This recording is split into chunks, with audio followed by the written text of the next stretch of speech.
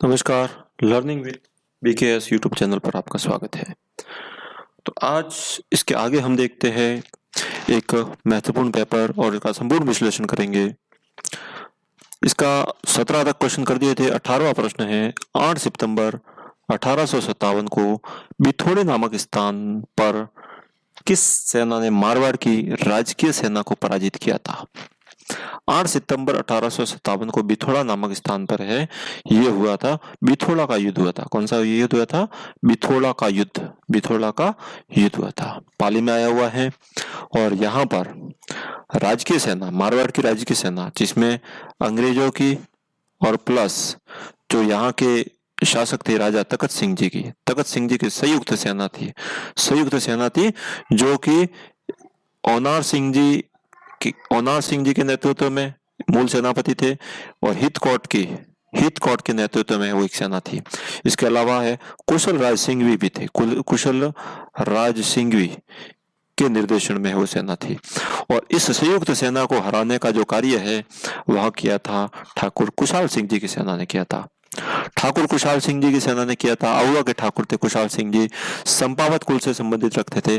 और कुशाल सिंह जी ने है बिथोड़ा का युद्ध, जो कि 8 सितंबर 1857 को हुआ था, इसमें हराया था। इसके बाद में है वो 18 सितंबर 1857 को एक और युद्ध हुआ था, जिसको हम कहते हैं सैलावास का युद्ध कहा जाता है। इसको क्या कहा जाता है? सैलावास का युद्ध होता है। तो इसका जो सही उत्तर होगा ठाकुर कुशाल सिंह जी, जहां पर है क्रांति का व्यापक स्वरूप है वो देखने को मिला था 1857 की क्रांति का। तखत सिंह जी की सेना है उनको हराया था। और यहाँ पर उस समय जो पॉलिटिकल एजेंट थे उनको भी आपको याद रखना है। मारवाड़ में उस समय जो पॉलिटिकल एजेंट थे मैक मोशन की हत्या करके इनका जो सर है वो आहुआ के किले पर टांगने का कार्य है वो कुशाल सिंह जी ने किया था। अगला प्रश्न है मारवाड़ की मुख्य बोली कौन सी, झालावाड़ की मुख्य बोली कौन सी है? 19वां प्रश्न है कि झालावाड़ क्षेत्र की मुख्य बोली कौन सी है? इसका ए ऑप्शन है हाड़ौती, बी है कठेरवाटी, सी है उमटवाड़ी और डी है सोतवाड़ी। तो इसका जो सही उत्तर होगा वो हाड़ौती होगा। हाड़ौती है झालावाड़ क्षेत्र की मुख्य बोली है। बात करें हाड़ौती बोली के बारे में है तो झालावाड़ के अलावा ये कोटा है, बूंदी है, बारा है, वहां पर मुख्य रूप से बोली जाती है। और ये ढूंढाली बोली की ही एक उपबोली की श्रेणी के अंतर्गत आती है। जो सूर्यमल मिश्रण की वगैरह सभी रचनाएं है वो हाड़ौती बोली में हुई है, ये याद।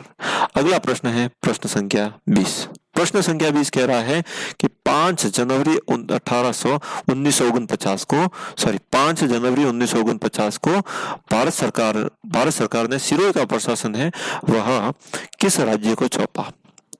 अब जैसा कि सर्वविदित है कि सिरोही है और राजस्थान में इसका विलय है वो 2 चरणों में हुआ था। पहला चरण है वो कंप्लीट हुआ था, ये हुआ था 26 जनवरी 1950 को, जब आबू देलवाड़ा वाले क्षेत्र को छोड़कर वो संपूर्ण सिरोही का राजस्थान में विलय किया गया था। और दूसरा 7वां संविधान संशोधन 1 नवंबर 1956 से सिरोही का बाकी जो सिरोही है जिसमें आबू देलवाड़ा वाला क्षेत्र आता है उसका संपूर्ण रूप से विश्लेषण एकीकरण किया गया था। लेकिन 5 जनवरी 1949 को भारत सरकार ने सिरोही का जो प्रशासन है वो बम्बई प्रांत को सौंपा था। अब सीधी सी बात है उस समय गुजरात प्रांत नहीं था। गुजरात और महाराष्ट्र दोनों ही बम्बई प्रांत के अंतर्गत आते थे। गुजरात प्रांत है उसको है 1 मई 1960 में इसको पृथक करके महाराष्ट्र बम्बई प्रांत से इसको पृथक किया गया था।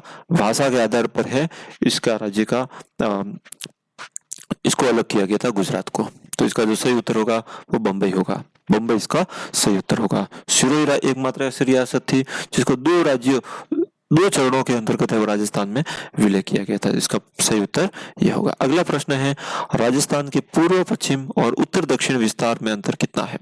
अब बात करें राजस्थान के नक्शे के बारे में है तो इस प्रकार से नक्शा है। यहाँ पर इसकी जो लंबाई है 869 किलोमीटर है वो है 826 किलोमीटर। जब इसमें से इसको हम घटाएंगे तो ये 43 किलोमीटर रहेगा। तो 43 किलोमीटर है पूर्व पश्चिम और उत्तर दक्षिण के विस्तार का जो अंतर है वो 43 किलोमीटर है राजस्थान का।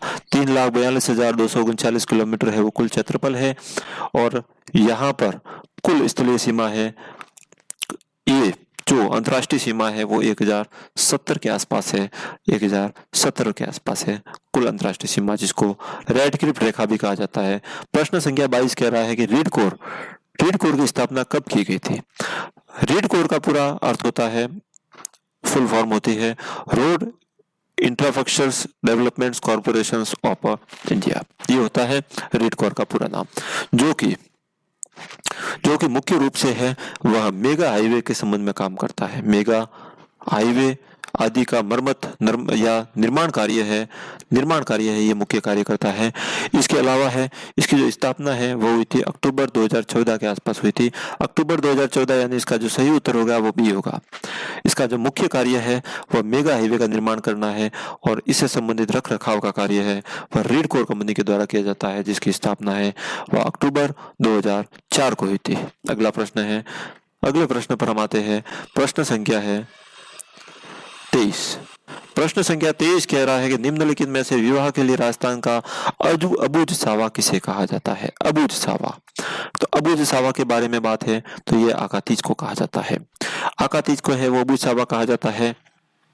वैशाख शुक्ल तीज, ये है वो वैशाख शुक्ल तीज को मनाई जाती है। वैशाख शुक्ल तीज को ये त्योहार मनाया जाता है, वैशाख शुक्ल तीज। सबसे ज्यादा बाल विवाह है वो इस दिन होते हैं और सबसे ज्यादा बाल विवाह है वो इसी दिन होते हैं, आकातीज के दिन होते हैं।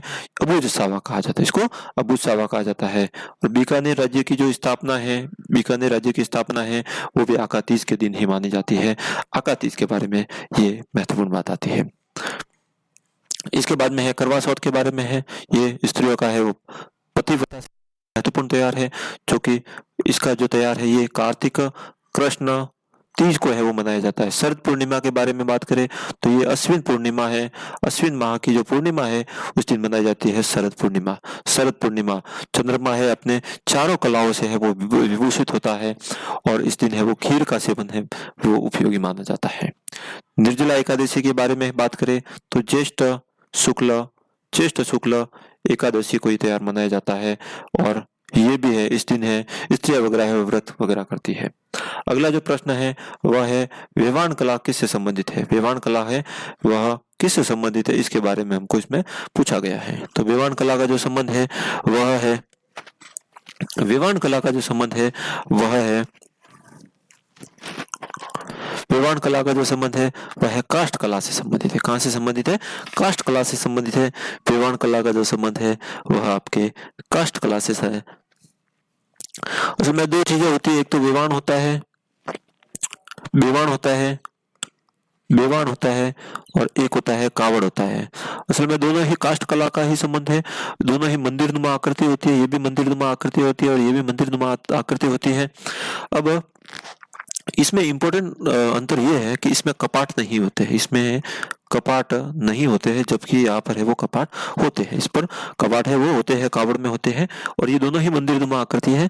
इसमें होता क्या है कि वेवाण में एक मंदिर लकड़ी से बने हुई जिसमें भगवान की मूर्ति वगैरह स्थापित होती है और ये देवजुलनी 11 को है वो इसकी सवारी निकाली जाती है और जल में है या नदी में वगैरह है प्रवाहित किया जाता है, वेवाण के बारे में है। तो इसका जो संबंध है वो काष्ठ कला से है। काष्ठ कला को प्रकाशमान करने का श्रेय है वो प्रभात से सुतार को जाता है। अगला प्रश्न है वह है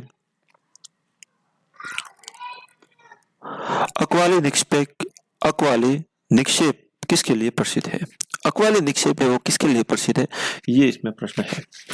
तो अक्वाली लोहे से संबंधित है, तांबे से संबंधित है, संगमरमर से है या फेल्सपार से है। तो इसका जो सही उत्तर होगा वो होगा तांबे के बारे में। किसे होगा? तांबे के बारे में। तांबे की अन्य खानों के बारे में हम देख लेते हैं। एक तो है मदान कुदान खान है, इसके अलावा है वो खेतड़ी सिंगाना है, खेतड़ी और सिंगाना खान है, खेतड़ी सिंगाना खान है। इसके अलावा चांदवाली खान है, इसके अलावा है वो कोलियारी खान है। ये सभी खाने हैं वो झुंझुनू में आई हुई है। कहाँ पर आई हुई है? झुंझुनू में आई हुई है। सभी खाने हैं वो झुंझुनू में आई हुई है। तो ये तांबे के प्रमुख खाने हैं। झुंझुनू है वो तांबे के लिए है सबसे ज्यादा प्रसिद्ध है। लोहे के बारे में बात करें तो लोहे की प्रमुख खानें हैं वो कौन कौन सी है? तो जयपुर में एक तो आई हुई है मोनिजा बांदुला खान आई हुई है। इसके अलावा है सामोद खान है, वो भी जयपुर की फेमस है। एक लोहारपुर खान आई हुई है जो कि बूंदी में आई हुई है, लोहारपुर खान आई हुई है। और दौसा में एक खान आई हुई है निम्रा रायसला और रतनपुरा खान है वो दौसा में आई हुई है। इसके अलावा उदयपुर में है वह नाथरा की पाल और तुरुंडोर खान है, वो लोहे की फेमस है। इसके अलावा है वह, तो ये मुख्य मुख्य खाने हैं यहाँ पर है। बात करते हैं फेल्सपार के बारे में। फेल्सपार है वो अजमेर जिले का प्रमुख उत्पाद है फेल्सपार। यहाँ पर है एक तो है लोहारवाड़ी है वो मुख्य खान आई हुई है। एक है वह दिया हुआ है बांदर सिंदरी जो खान है वो भी आपके फेल्सपार की प्रमुख खान है। अजमेर में सबसे ज्यादा है वो पाई जाती है फेल्सपार। संगमरमर की बात करें तो संगमरमर है सबसे उत्तम किस्म का राजस्थान में जो संगमरमर पाया जाता है वो पाया जाता है मकराना में सबसे उत्तम किस्म का संगमरमर पाया जाता है। संगमरमर के बारे में देखें तो एक तो होता है हरा संगमरमर है वह उदयपुर में पाया जाता है, उदयपुर में सबसे ज्यादा निर्माण होता है। गुलाबी संगमरमर के बारे में बात करें तो गुलाबी संगमरमर है वह एक तो होता है भरतपुर में है और एक होता है जालोर में है वो गुलाबी संगमरमर। बात करें काले संगमरमर के बारे में है, काला संगमरमर है वो बैसलाना में पाया जाता है, जयपुर में आया हुआ है बैसलाना, वहां पर पाया जाता है। सतरंगी प्रकार का जो संगमरमर है वो पाली में पाया जाता है। इसी प्रकार से है बैंगनी प्रकार का जो संगमरमर है वो बांसवाड़ा में पाया जाता है। तो ये संगमरमर के विभिन्न प्रकार है जो कि अलग अलग क्षेत्र में पाए जाते हैं। तो ये मुख्य बात है संगमरमर के बारे में है। मुख्य उत्तम किस्म का संगमरमर मकराना में पाया जाता है। इसके अलावा है वो राज संबंध की जो संगमरमर है वो भी प्रसिद्ध है राज संगमरमर। अगला प्रश्न है महाराणा प्रताप की जो छतरी है वो कहाँ पर आई हुई है?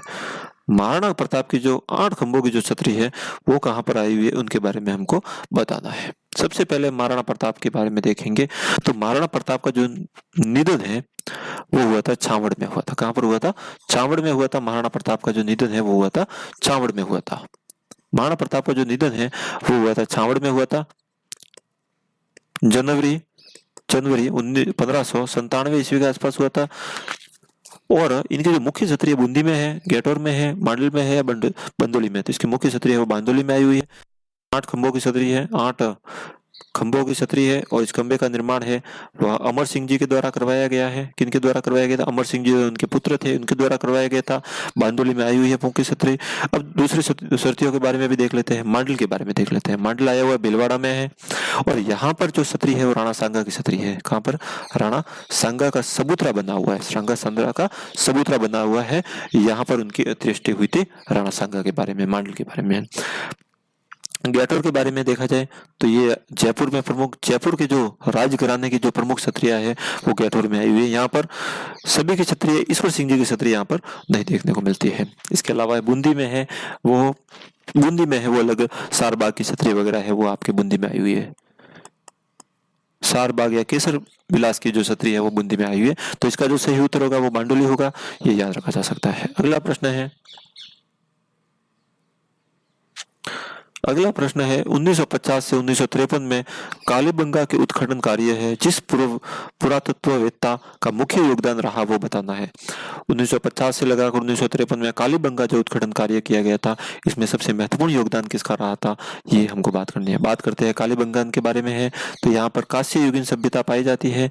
कांस्य युगीन सभ्यता हड़प्पा कालीन सभ्यता पाई जाती है और ये कालीबंगा को है वह हड़प्पा की तृतीय राजधानी है वो दशरथ शर्मा के द्वारा कहा गया था।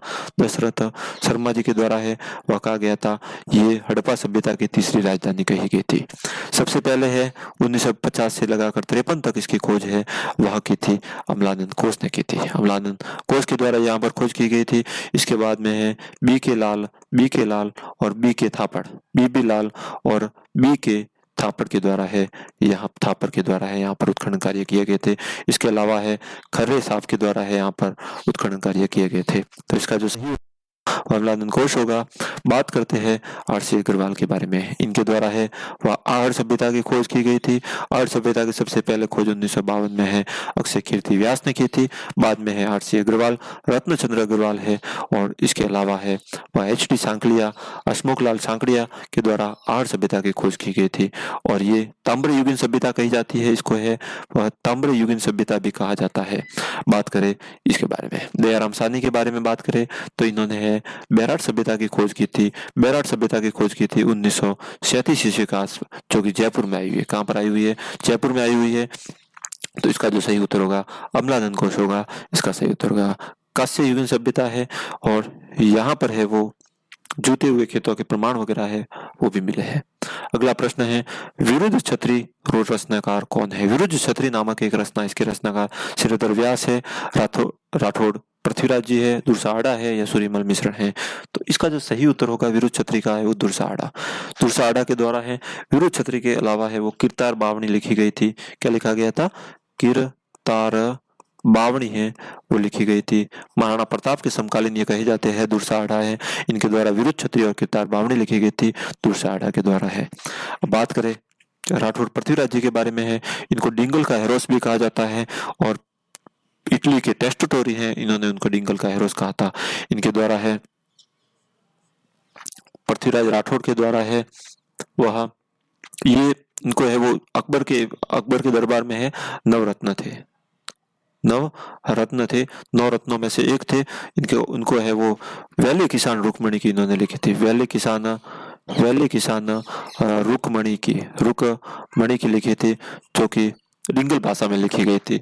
और इसके लिए उनको है वो अकबर ने गागरोन का दुर्ग है वो जागीर में दिया था।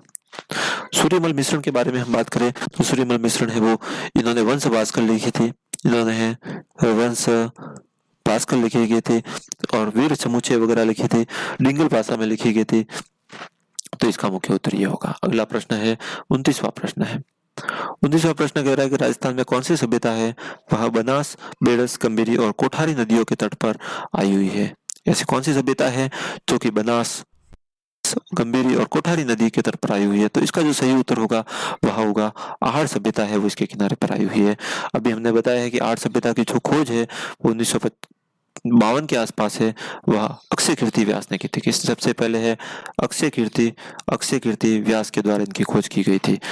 गणेश्वर सभ्यता के बारे में बात करें तो रत्नचंद्र अग्रवाल के द्वारा यहाँ पर खोज की गई थी। आर.सी. अग्रवाल के द्वारा